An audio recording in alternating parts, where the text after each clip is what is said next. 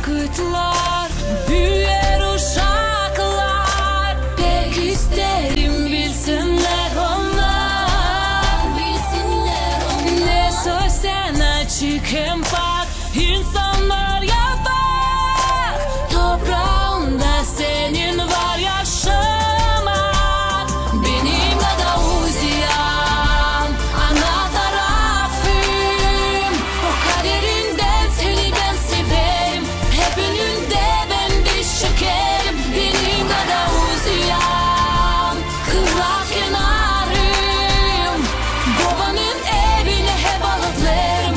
Gününden büyüsünü hep anlarım. Benim kadar uzayan.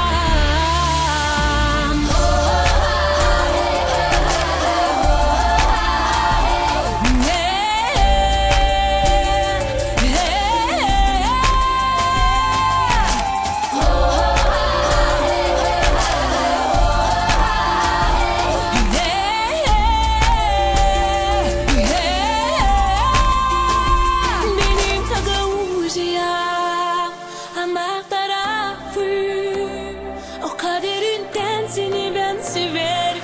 Hep önünde ben diz çökerim.